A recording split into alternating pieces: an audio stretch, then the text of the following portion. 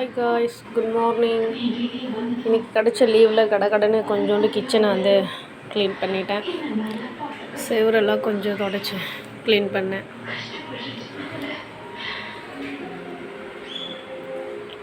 சமையல் மேடை ஃபுல்லாக கொஞ்சம் க்ளீன் பண்ணியிருக்கேன். அப்படியே மிக்ஸி எல்லாம் கழுவி ரெடி பண்ணிவிட்டு ஒரு வழியாக சமையல் மேடை க்ளீன் பண்ண உடனே பார்த்திங்கன்னா சமையல் வந்து கேரட் பொரியல் பண்ணிட்டேன். தயிர் தாளித்து வச்சுருக்கேன்.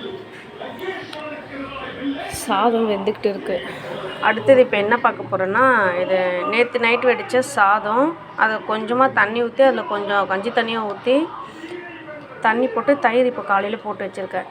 இது அந்த காலத்தில் நம்ம அப்பாங்க தாத்தாங்கெல்லாம் வந்து காலையில் எழுந்து வேலைக்கு போகும்போது இது நீஸ் தண்ணின்னு சொல்லுவாங்க.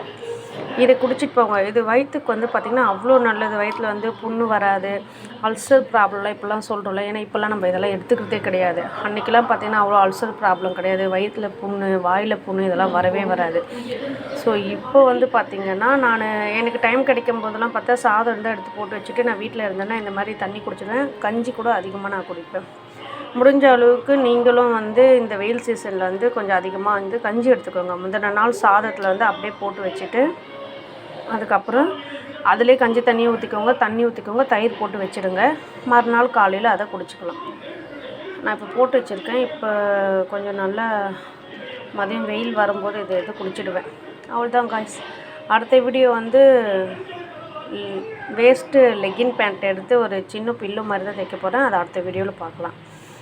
ஓகே காய்ஸ், இந்த வீடியோ பிடிச்சிருந்தால் லைக் பண்ணுங்கள், ஷேர் பண்ணுங்கள்.